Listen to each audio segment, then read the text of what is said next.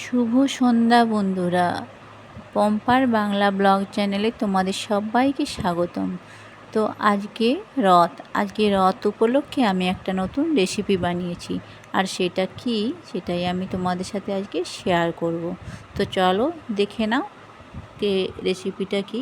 আর ভিডিওটি দেখার সময় প্রথমে একটা লাইক করে দিও, আর ভালো লাগলে অবশ্যই কমেন্ট করে জানিও, আর একটু স্কিপ না করে দেখতে থাকো।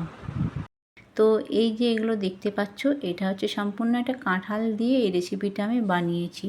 তো এই রেসিপিটা কিভাবে বানিয়েছি, আর কাঁঠাল অনেকেরই সহ্য হয় না, বা খেলে গ্যাস অম্বল হয়, অনেকের প্রবলেম হয়, তাই কাঁঠাল খেতে অনেকেই কিন্তু পছন্দ করে না।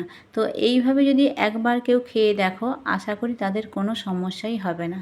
তো এই রেসিপি বানানোর জন্য কি কি নিয়েছি বন্ধুরা, তোমাদের আজকে দেখিয়ে দিচ্ছি। কাঁঠালগুলো আমি ছাড়িয়ে নিয়েছি আগে, মানে বীজ থেকে পুরো বের করে নিয়েছি। তারপরে কাঁঠালগুলোকে ভালো করে একটু চকুটে দিচ্ছি। তোমরা চাইলে মিক্সিতেও কিন্তু এটা একটু ব্লেন্ড করে নিতে পারো। আমার হাত দিয়েই মনে হয়েছিল, তাই আমি হাত দিয়েই করেছি। তো মিক্সিতে করলেও সুন্দরভাবেই হবে।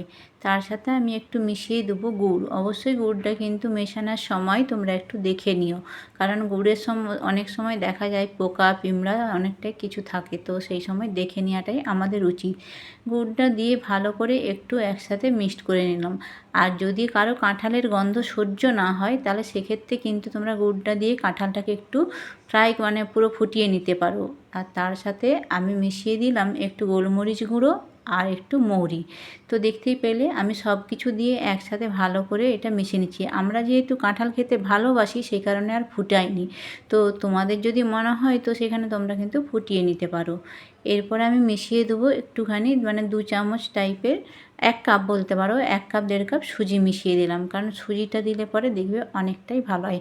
আমরা তো অনেক সময় তালের মানে বড়া খেয়েছি, বা অনেক কিছুরই বড়া খাই। তো এই কাঁঠালের বড়া যদি একবার মানে ফুলুরি করে খাও, তো তোমরা সত্যি কথা বলতে মানে ভুলতে পারবে না। আমি কিন্তু এটাই প্রথমবারই খেলাম, কিন্তু খুব ভালো হয়েছিল, খুব টেস্টি হয়েছিল। আর দেখো, সুজিটা ভালো করে মিশিয়ে নেওয়ার পরে আমি আটা দিয়ে দিলাম, আর সাথে সাথে একটু নুন দিয়ে দিলাম। তো এই ডোটা দেখতেই পাচ্ছ, খুব ভালো করে মিক্সড করে আমি আধা ঘন্টা এটাকে জমিয়ে রেখে দিয়েছিলাম। এই দেখো সুন্দর হয়ে গেছে। আর এদিকে আমার কড়াতে তেলটাও গরম হয়ে গেছিলো। তো মৌরিটা একটুখানি বেশি দিলে, আর এই যে মানে গোলমরিচ গুঁড়ো, এটা যদি বেশি দেওয়া হয়, তাহলে কি হয় বলো তো, টেস্টটা একটু বেশি সুন্দর হয়। তো আমি সুন্দরভাবে এই যে প্রথমেই আমার তেলটা একটু বেশি গরম হয়ে গেছিলো, তো সেই জন্যই তো একটু লাল লাল হয়ে গেছিলো। বাকি সময় কিন্তু আমার সুন্দরভাবেই উঠেছে। আর হ্যাঁ, অবশ্যই উল্টানোর সময় একটু কিন্তু আস্তে আস্তে উল্টাবে, কারণ কি বলো তো, যদি একটু তাড়াহুড়া করতে যাই, যেহেতু এটা নরম, তো সেহেতু কিন্তু এটা ফেটে যেতে পারে, তাই একটু এই রেসিপিটা যদি ভালো লেগে থাকে, তোমরা অবশ্যই লাইক কমেন্ট শেয়ার করে দিবে, আর আমার সাথে থাকবে। টাটা।